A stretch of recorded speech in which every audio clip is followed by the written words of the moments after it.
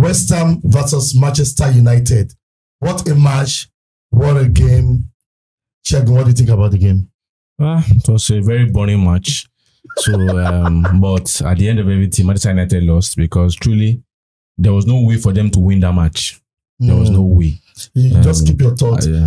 What's happening, guys? This is Vertical Football Podcast. I'm your guy, Kwame, and with me I have amazing Shegun. Shegun, how are you doing? I'm okay. You're not looking amazing this morning. Another weekend of pain and sadness, but we are used to it now.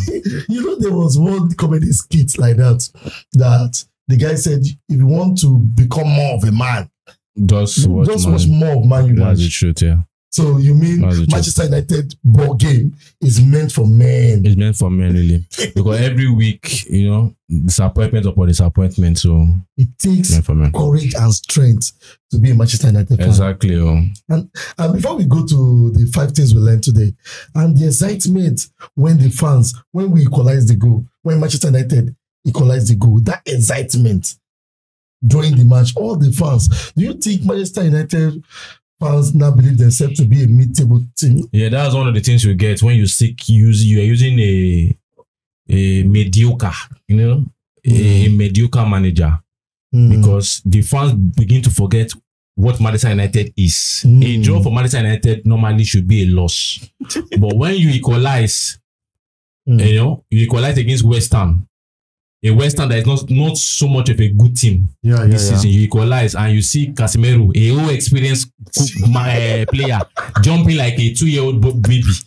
Jumping, we have equalized. And he's jumping, we have equalized. And you can see the fans also are jubilating. It just shows that for every single day that Erik Ten Hag remains Manchester United manager, this club is losing its mentality. So, Shegun, 5 things we learned into this match. West Ham, Manchester United, 1. And the first thing is, as I said, a boring game. No pattern. The ball, everybody was just playing. You know what they call police soccer? The ball is just going up. Police football. Police football, just going up. No pattern. No, it's boring to watch. To the extent that when we were watching the match, some Manchester United fans were even sleeping. Yeah. On the game, they were sleeping. It's boring. So boring. And the last time I remember that people were sleeping in the Manchester United match was during Louis van Gaal time. Yes. And it's not coincident that both of them are Dutch managers. So it was a boring game. Very boring. No pattern. Sometimes you just holding the ball for holding sake. No initiative to pass the ball in the right places. So it was really boring and so boring. Really sad. So boring. Number 2, the only attacking trait Manchester United have is Garnacho. Everything goes through Garnacho. It's not becoming predictable. Yes, now. When you are using Garnacho, and on the left hand side, as you should use him, but you are only using that wing. Everybody knows that your attack must come from Garnacho. The pressure is too much on him to deliver. If he doesn't deliver, you don't score. And also, as we've been saying, the decision to always want to play Marcus Rashford at this moment, it should stop. I can't be the owner of Manchester United and you be gambling with my club by using Marcus Rashford. It was ineffective. Now, I don't know the beef Ten Hag has with Ahmad. But now they put Ahmad in. You can see that Ahmad is a player that needs a run of games to pick from. Yeah. He has left maybe 3 games ago. Ahmad has not even started in the last 3 games or so.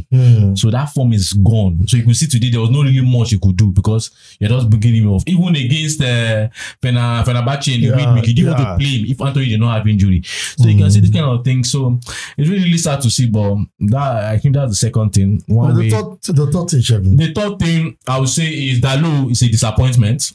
Dalot is a disappointment. I saw him and I was like, How is he a professional footballer? That guy is a disappointment, and that guy should leave Manchester United as soon as possible. I've said it before. Fans are not agreeing. Say these guys have nothing to do for you. Wait, Shegun. At one point in Manchester United, he is the most informed player. That was last season.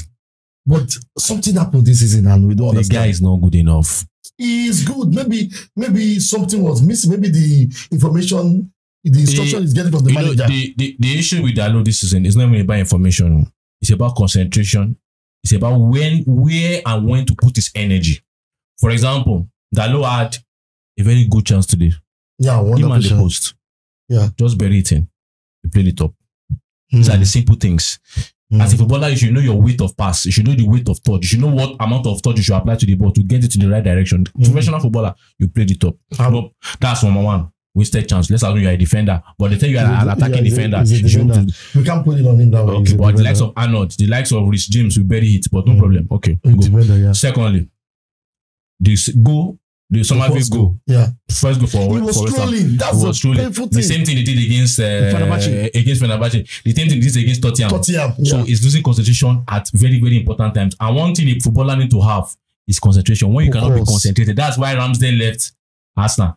Once you are not concentrated, you understand? Once you are your mind cannot fix on the game at the right time. It's a bad thing. Then it's as if the only thing Diallo does on the pitch for Man Utd is to be congratulating and motivating players. Yes, so Ellis Monty, handshake. What are you doing? Ellis Monty, handshake. Ellis Monty, handshake. No, it's not by his team spirit. You should be on the bench and be doing that. You are there for business. Okay, Shegu. The fourth one, I beg. The fourth one, Bruno Fernandes. Same Portuguese also. Terrible, really. The only quality Bruno Fernandes brings to Manchester United as the captain is to be complaining. He's whining. He whines so much. So one day, one referee should not even slap him. Keep quiet. What are you doing? This is funny. I'm sorry, it's funny, but Manchester United fans, please. If I was a referee, one of these games I will slap you. Shut up here. What are you complaining about? Any small thing you complain. Yeah. Do you know that even as you're complaining, you will not be able to focus on the game? He whines too much, like a baby. This is a high pressure occupation. Football is a high pressure occupation. You need to be clear there to be able to deliver. Any small thing you are complaining, right from the first minute, you blow something that is not for you, or this till the last minute, keep complaining. So I don't know. The club is in shambles. They have to do something as soon as possible. Okay. I'm going to give you a bonus because I think you have a lot to say. The fifth one.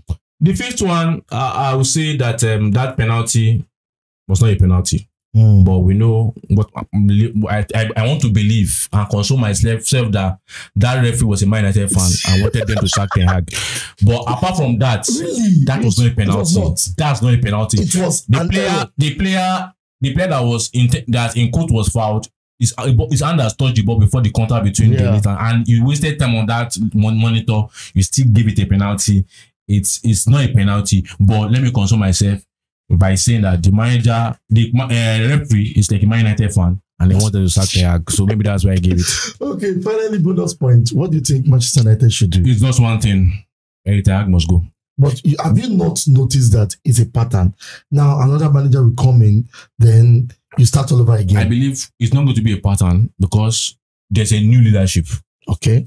This leadership is different from the former one. Okay. And I believe they have been trying to take their time so they can get the right person in. But at this moment, we need an interim coach. And Ten Hag must go. We are just prolonging our suffering by keeping this man. The next game is against Chelsea. No, before Chelsea, I mean, I think Carabao Cup. Yeah. We are going to lose that one again. What's his name? Or we're going to draw. So we are going to draw. The reality is, you are going to draw or lose. You don't predict that the coach can end up showing up and doing well. It's a disappointment, a disgrace. You know, he has to just go as soon as possible. I believe that something is working for Manchester United. Look at the goal. It's like the set piece coach is really doing a great job. We need to it's a new coach, and it's the Ineos that brought that guy in. So that's Enzo Jensen. So I believe we have to deal with Erik Ten Hag, and he has to leave as soon as possible. Okay, Erik Ten Hag leaving. For me, I will want an interim coach to the end of the season. But do you think it's disrespectful for Ineos to go behind Ten Hag's back and start doing interview with? It's not disrespectful with their club. They can do whatever they want. Okay. They can do whatever they want. Don't you think that this is what is putting Ten Hag into unnecessary pressure? That's not our concern. It's pressure or no pressure. It's not delivering. Pressure or no pressure. You're still making the same mistakes. You use the formation that was okay for you in terms of using Martinez in the left-hand side, using maybe Lindelof and Delete, so that when they go, you can turn to a 3 at the back. It was working for you. Why did you change today? So he doesn't want to learn. And since he doesn't want to learn, since he's using Marcus Rashford, when it's only one wing that's working, you're putting someone that doesn't do anything there. You are benching one of the promising stars on the bench to appease Marcus Rashford. So you see that you don't want to learn. But so there's something I want to ask. For Manchester United fans out there, I know it is painful seeing Marcus Rashford that is meant to take on defender, sending cross pass to Garnacho. The reality is, I've said it before, Marcus Rashford cannot come good for Man United. Do you see? Man United to like fairy tales. He cannot come good. Accept and have peace. He cannot come good. A winger that has not turned himself to a right back that is loading the ball to the other side. He cannot come good. So the reality is see what Maresca did in Chelsea. So there's tell you, you're not part of my plans.